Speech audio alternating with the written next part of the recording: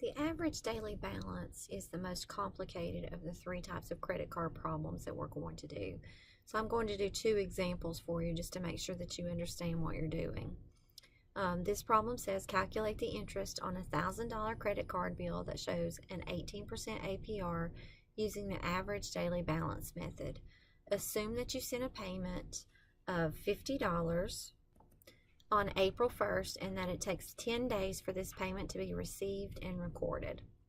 So the first thing you need to do is actually find the average daily balance.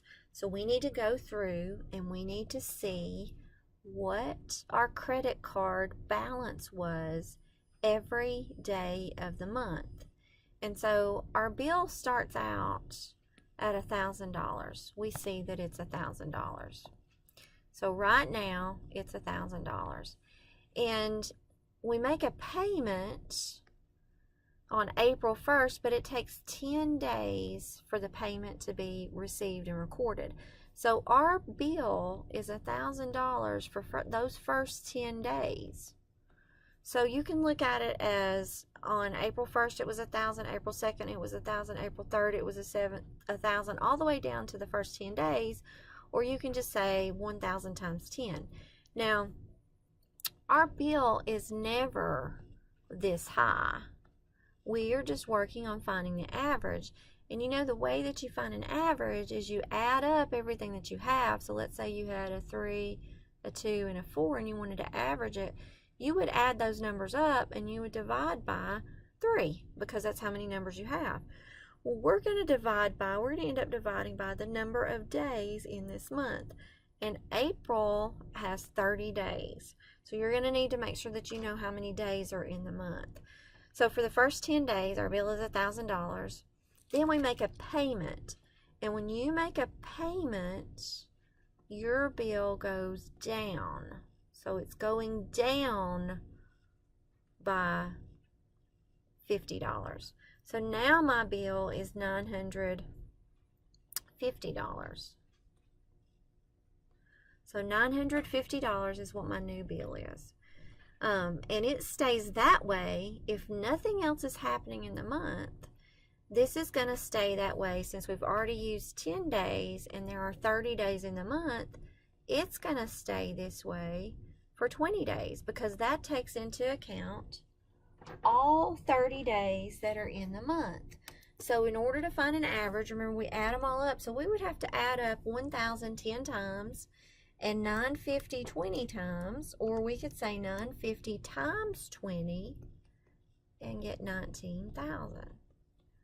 Now remember, to get an average, you add everything up and you divide by the number that you have. There are 30 days in the month. So we take 29,000 and we divide it by 30, and our average daily balance is $966.67.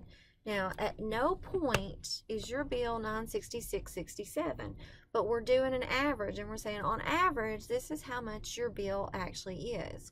So your interest comes from this number.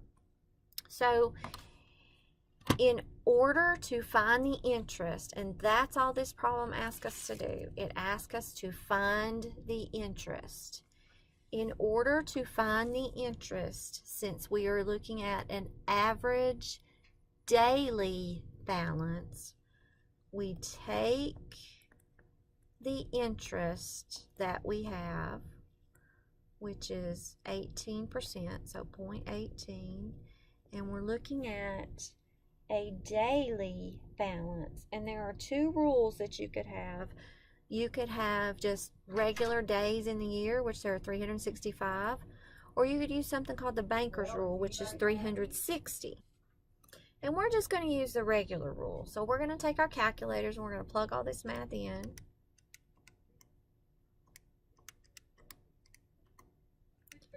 And let's see, we get $14.30.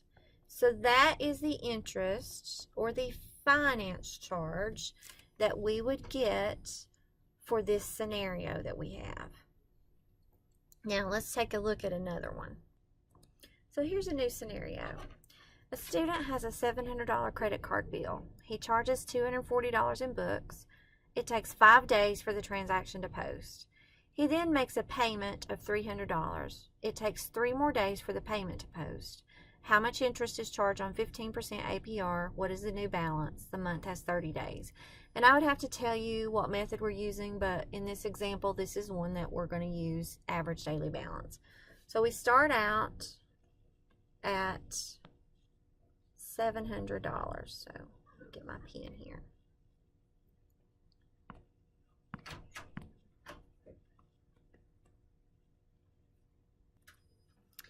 So we want to see how many days it's $700. And it says that it takes 5 days for his transaction of $240 to post. So that means my bill is $700 for 5 days. And then I charge books in the bookstore, which means that I'm adding $240 more to the charge that I have. And he then makes a payment, and it takes 3 more days for the payment to post. So that means that it's the same thing for those 3 days. And then the payment post. Now, I've used 8 days. There are 30 days in this month. So 30 minus the 8 would be 22. So you have to make sure that you're accounting for all the days in the month to get your average daily balance. So in order to get the interest, we have to get the average daily balance first. So we're going to do 700 times 5 because it was for 5 days. That's 3,500. We're going to do 940 times 3. That's 2820. And we're going to do 640 times 22. And that's 14,080. And we're going to add those up.